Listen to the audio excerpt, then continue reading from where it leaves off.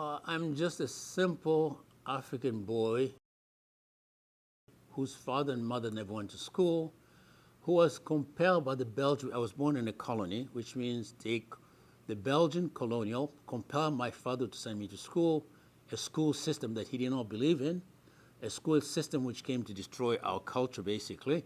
And you're looking at the result of a long journey of basically being subjected to Western civilization, Western thought. Oh my God, the number of cars like insects. I remember landing in New York City, looking at cars. You have as many cars as we have ants roaming our forest. And I asked myself, how do you get energy and money to make that many cars? The ants just reproduce themselves. They eat leaves. But you have to produce all these iron-derived or metal-derived things, and you produce them in such a large quantity, I can't even count them. You don't know what you're going to do in life in reality. I never knew that I was going to come to America. I never even knew I was going to speak English. So what I will advise you to do is learn not for the school, learn for life. In other words, learn to think, learn to examine situation and examine and analyzing it and be critical of it and ask yourself honestly, is this real or is this an illusion? For in life, there's a reality and illusion, and most of the time, we live in illusion.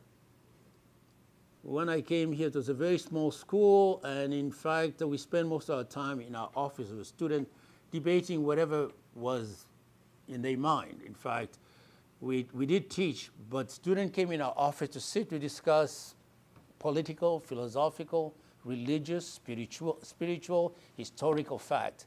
But now, teaching is now oriented to having basically good grade, a degree, a job. So I feel like that teaching now, it is for utilitarian purpose. Integrative seminar. I would say that that topic is it's one of the best class, the best course at Glenelg Country School. If you had to pick an integrative teacher, who would it be?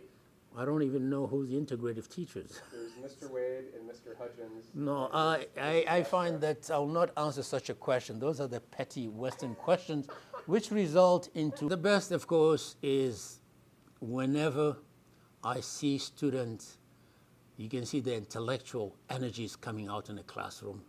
They're asking questions. In fact, I just had one today with Jake Duty.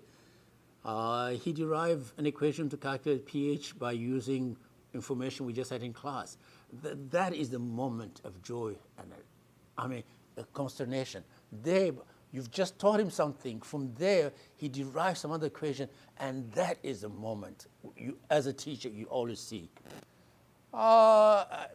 See, this is again another African way of living. We live the moment. Because we live the moment, you enjoy the moment.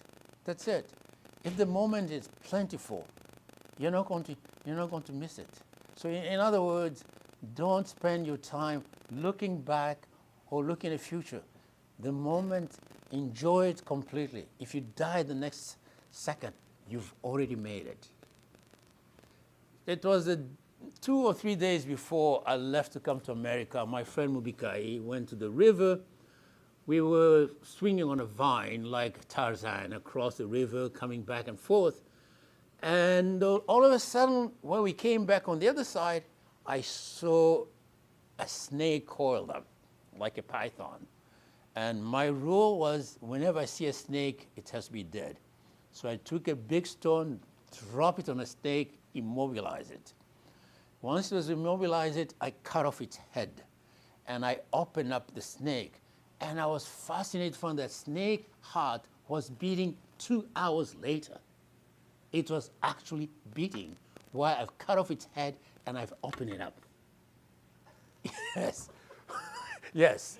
I can't do that here. It's probably, they will tell me for animal cruelty somehow here in America. Yes, but I have to say that for me, even today, I keep asking myself, why did a snake didn't die when I cut off its head immediately? Yes. I've been offered a number of things, but I'm not committing myself to anything. In fact, If anything, I'm dreaming to do what I was doing when I was 5 years old, when I was sent to school, which means roaming freely in Africa first. I've not been free for 3 years.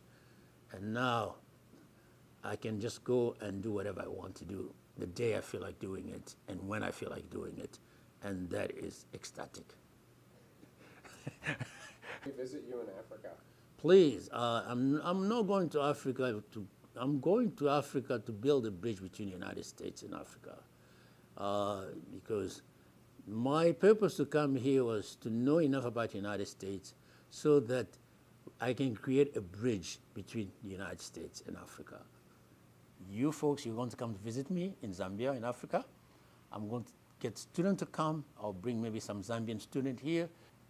And I sense that the student body here, just by the involvement in Ghana, in Kenya, now in Uganda, in Pakistan, in India, I just feel like that this generation, we, the older one, need to catalyze a reaction where they can meet and know each other. Or nothing. I'll be teaching just like if it was a normal day. Because after all, the last day or the first day or the middle day, it's still the same day. It's just, you just live every day the same way. You'll be surprised how much you're going to accomplish.